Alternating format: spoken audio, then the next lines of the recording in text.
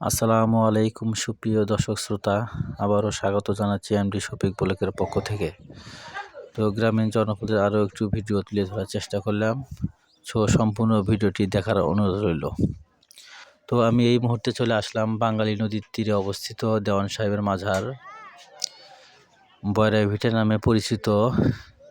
এই মাজারটি প্রতি বছর জানুয়ারি মাসের 9-10 তারিখে অনুষ্ঠিত হয়। এখানে সারা রাত্র ধরে ওয়াজ মাহফিল এবং হালকা জিকিরের ব্যবস্থা করানো হয়। সাথে সাথে এবং কমিটির ভাইয়েরা সারা রাত্র ধরে রান্নার ব্যবস্থা করে এবং সারা রাত্র ওয়াজ মাহফিল হওয়ার পরে সকালের দিক দিয়ে সেই রান্না করা তবরকগুলা সকালে ভোরে 7টা-8টার মধ্যে বিতরণ করে দেয়। তো এখানে দেখুন সকাল 7টা বাজে, দেখুন হাজার হাজার লোকজন চলে আসছে এখানে দাওয়াত খেতে।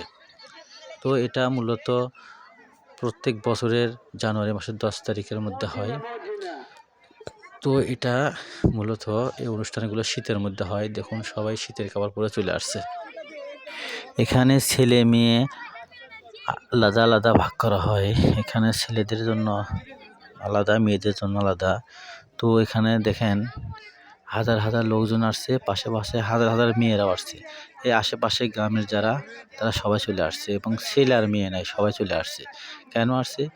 এই ধরনের বড় বড় অনুষ্ঠানগুলোর যে রান্না করা হয় আসলে এগুলো অনেক টেস্টি হয়, যার কারণে অনেকে আসে যে ওই টেস্টের জন্য।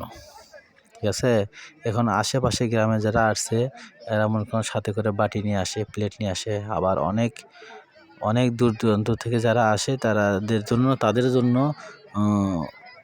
ব্যবস্থা আছে, যে পলিথিন আছে, এই যে দিচ্ছে পলিথিন, এগুলো পলিথিন দিয়ে খেয়ে তারপরে তারা চলে যায়। দেখুন সবাই লাইন বাই লাইন দাঁড়ায় আছে, তারপরে একটা একটা করে পলিথিন দিচ্ছে। যাদের প্লেট আছে তারা তো প্লেট আছেই, আর যাদের প্লেট নাই তাদের জন্য এই ধরনের ব্যবস্থা করা হয়েছে।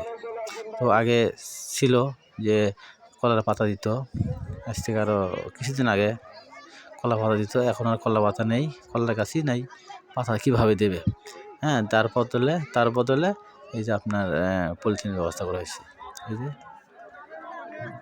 এই যে তবরক দিতেছে, তবরক নিয়ে চলে যাবে, অনেকে খেয়ে যায়।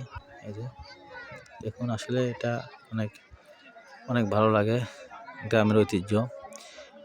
এই শীতের সময় আসলে আমাদের এই আশেপাশে গ্রামে কিছু মাজার আছে, সেখানে ওরস হয়। তো দর্শক, ভালো থাকবেন, সুস্থ থাকবেন।